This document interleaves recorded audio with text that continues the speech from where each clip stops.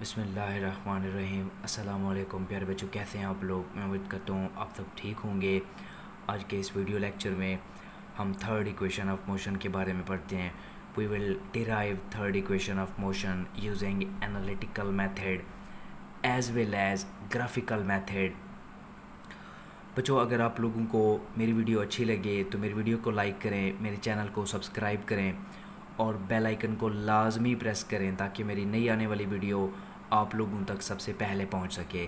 चलिए हम आज का लेक्चर स्टार्ट करते हैं। तो आप लोगों ने सबसे पहले हेडिंग डालनी है third equation of motion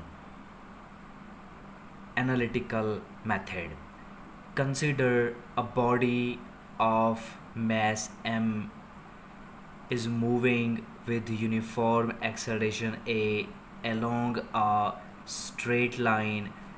The initial velocity of body is vi, and after time t the final velocity of body becomes vf.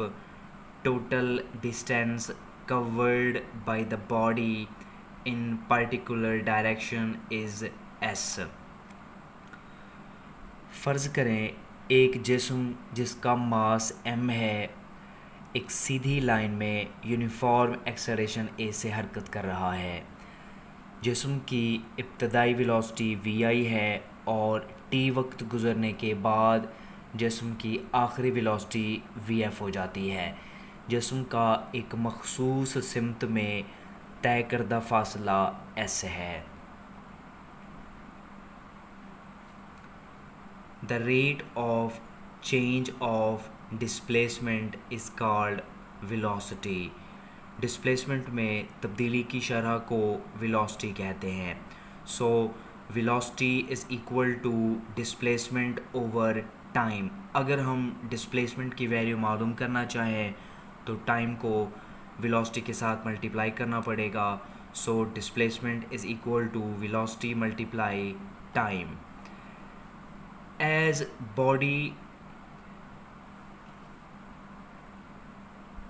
has variable velocity, velocity is changing with time, therefore we will use average velocity instead of velocity. जैसा कि हमने note किया है कि जिस्म की velocity वक्त गुजरने के साथ साथ बदल रही है, तो हम वेलोसिटी की जगह पे एवरेज वेलोसिटी यूज़ करेंगे। इस इक्वेशन में जहाँ पे वेलोसिटी लिखा हुआ है, अब हम उसकी जगह पे एवरेज वेलोसिटी यूज़ करेंगे। तो ये इक्वेशन चेंज हो जाएगी इस तरह से, displacement is equal to average velocity multiply time.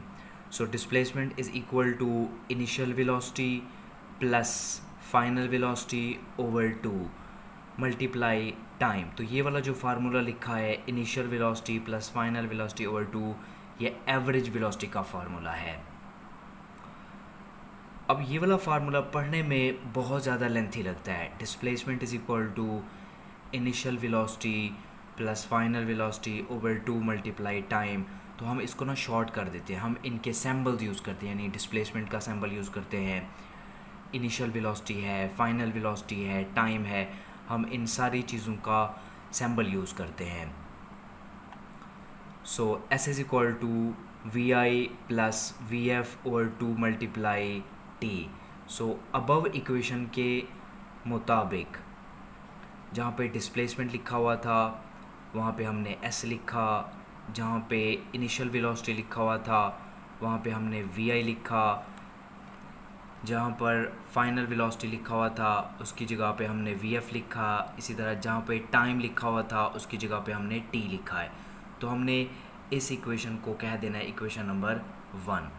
According to the definition of acceleration, acceleration की तारीफ़ के मुताबिक, यानी जब हम कह देते हैं डेफिनेशन के मुताबिक तो इसका मतलब हमने यहाँ पे फार्मूला यूज़ करना है।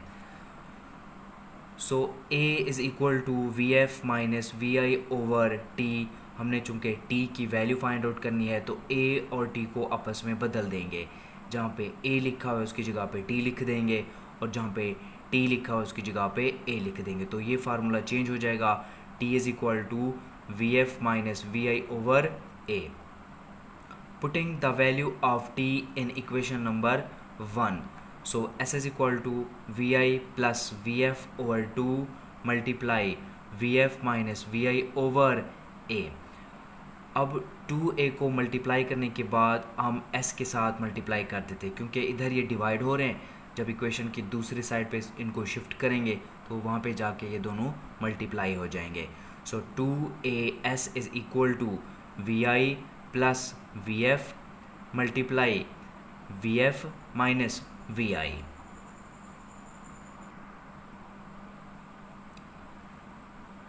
To A S is equal to, अब लेफ्ट हैंड साइड को ना चेंज करना है. पहले दूसरी ब्रैकेट में गौर करें, vf पहले लिखा हुआ है, vi बाद में लिखा हुआ है, और पहली ब्रैकेट में vi पहले लिखा हुआ है और vf बाद में लिखा हुआ है. तो चेंज इसको इस तरह से करना है कि vf पहले आ जाए और vi बाद में आ जाए. So 2as is equal to vf plus vi multiply vf minus vi. So 2as is equal to, अब vf को vf के साथ मल्टीप्लाई करें तो यह आ जाएगा vf स्क्वायर, vf को मल्टीप्लाई करें vi के साथ तो यह आ जाएगा माइनस vf vi. इस तरह ये प्लस है, ये भी प्लस है. vi को मल्टीप्लाई करें vf के साथ तो यह आ जाएगा plus vf vi, plus minus minus हो जाएगा, और vi को vi के साथ मल्टीप्लाई करें तो vi स्क्वायर आ जाएगा. सो इधर एक टर्म पॉजिटिव है और एक टर्म नेगेटिव है, तो ये एक दूसरे के साथ कैंसिल हो जाएंगे. बाकी रह जाएगा 2as is equal to vf square minus vi square. This is the third equation of motion. Analytical method इतना था. एनालिटिकल मेथड का मतलब हमने ग्राफ नहीं यूज़ करना, बल्कि हमने फार्मूला यूज़ करना है और थ्योरी यूज़ करनी है. फार्मूला और थ्योरी को यूज़ करते हुए हम जो इक्वेशन डिराइव करेंगे वो एनालिटिकल मेथड होगा. अब हम बढ़ते हैं ग्राफ के मेथड की तरफ, graphical method. Graphical method. Consider a body of mass m is moving with uniform acceleration a along a straight line. The initial velocity of body is vi, and after time t the final velocity of body becomes vf. Total distance covered by the body in particular direction is s. तो ये जो हमने पहला paragraph use किया है analytical method में, same paragraph है जो कि ग्राफिकल मेथड में भी यूज़ होगा, क्योंकि ग्राफिकल मेथड में हमने ग्राफ भी यूज़ करना है और थ्योरी भी यूज़ करनी है. इन दो चीज़ों को यूज़ करते हुए हमने थर्ड इक्वेशन को डिराइव करना है.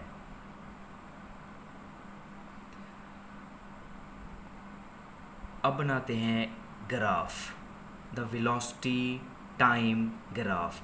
वेलोसिटी टाइम ग्राफ बनाने के लिए सबसे पहले हम एक्सेस खींचेंगे, एक्स एक्सेस, उसके बाद वाई एक्सेस, उसके बाद हम पॉइंट ए से एक स्लोप खींचेंगे ए बी, और उसके बाद पॉइंट बी से हमने एक परपेंडिकुलर ड्रा करना है बी डी, और उसके बाद पॉइंट बी से हमने दूसरा परपेंडिकुलर ड्रा करना है बी ई. तो ओ ए वी आई के इक्वल है, बी डी वी एफ के इक्वल है, ए सी टाइम टी के इक्वल है, और ये जो स्लोप ए बी है ये जिस्म के एक्सेलरेशन को ज़ाहिर करता है. और जो वेलोसिटी टाइम ग्राफ हमने बनाया है वहाँ पे एक्स एक्सिस पे हमने टाइम को शो करना है और वाई एक्सिस पे वेलोसिटी को शो करना है. यहाँ पे जैसे दिखाया गया है, एक्स एक्सिस पे टाइम लिखा हुआ है और वाई एक्सिस पे वेलोसिटी लिखी है, तो इसको बोलते हैं वेलोसिटी टाइम ग्राफ. तो ऑब्जेक्टिव के लिहाज से दो बातें बहुत ही अहम. पहली बात, slope of velocity time graph. The slope of velocity time graph represents the acceleration of body. अब ये जो स्लोप ए बी है ये जिस्म के एक्सेलरेशन को ज़ाहिर करती है. इसी तरह the area of velocity time graph represents the total distance covered by the body. तो स्लोप एक्सेलरेशन को जाहिर करता है और टोटल एरिया डिस्टेंस को शो करता है. तो ये दो बातें ऑब्जेक्टिव के लिहाज से वेरी वेरी इंपॉर्टेंट, इनको आप लोगों ने अच्छी तरह तैयार करना है. अब हम ग्राफिकल मेथड यूज़ करते हैं और थर्ड इक्वेशन ऑफ मोशन को डिराइव करते हैं. तो इसके लिए कुछ थ्योरी है जो कि ग्राफ के मुताबिक लिखनी है आप लोगों ने. Let the initial velocity of body at point A is V I and at point B is V F. तो ये जो वी एफ है ये फाइनल वेलोसिटी है. Draw a perpendicular B D from point B on X axis.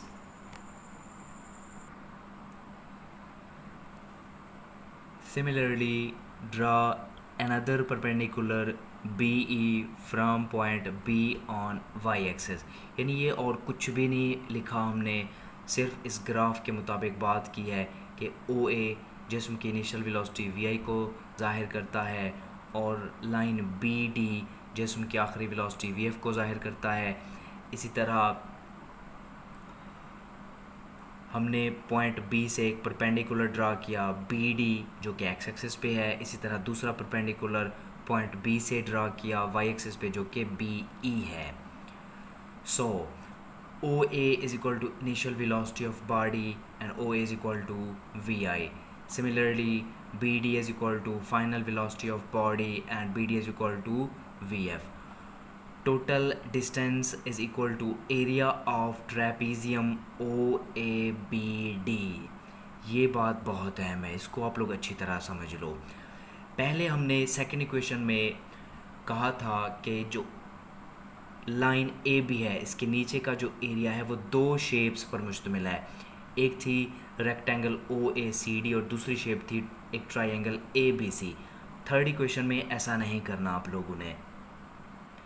Third equation में हमने velocity time graph का area ही find out करना है, लेकिन ये जो शेप है ये एक ट्रेपीजियम है. यानी OABD ये एक ट्रेपीजियम है जिसको उर्दू में ज़ू-ज़नका कहते हैं. अगर ट्रेपीजियम है तो OA और BD ये दो उसकी पैरेलल साइड्स हो गई. इसी तरह AC या OD ये हाइट हो गई या perpendicular distance between two parallel sides इसको कहते हैं. तो इस बात को आप लोग अच्छी तरह समझ लो. So S is equal to 1/2 sum of parallel sides multiply height.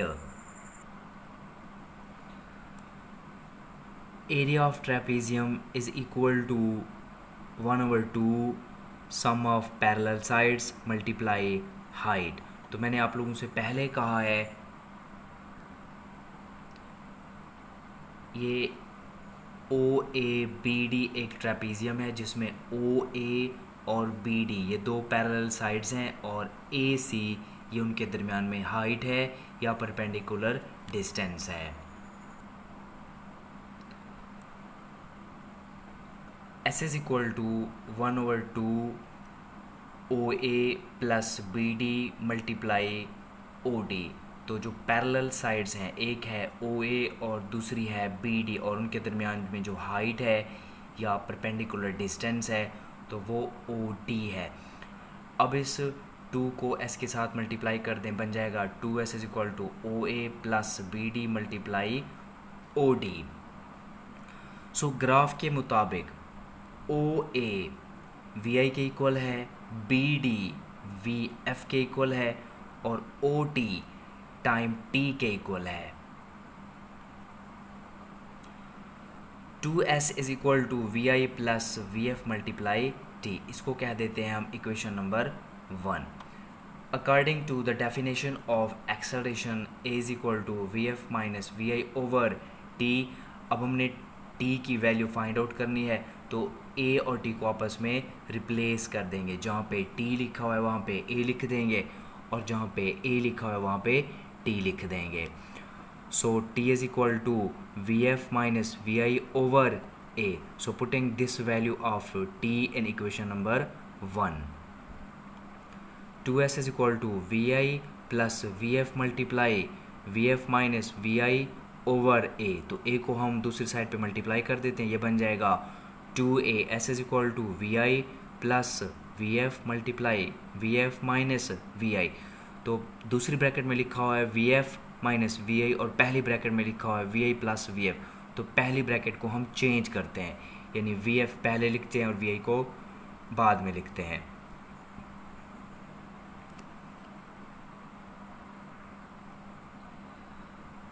To A S is equal to V F plus V I multiply V F minus V I. 2as is equal to, अब V F को V F के साथ multiply करें तो ये बन जाएगा V F square, ये प्लस में है और ये माइनस में है। वी एफ को वी आई के साथ मल्टीप्लाई करें, ये बन जाएगा minus V F V I, ये प्लस में, ये भी प्लस में। अब वी आई को वी एफ के साथ मल्टीप्लाई करें तो ये बन जाएगा plus V F V I, ये प्लस में है और ये माइनस में है, प्लस माइनस माइनस हो जाएगा। और वी आई को वी आई के साथ मल्टीप्लाई करें तो वी आई स्क्वायर हो जाएगा। एक टर्म पॉजिटिव है और एक टर्म नेगेटिव है तो एक दूसरे को कैंसिल कर देंगी।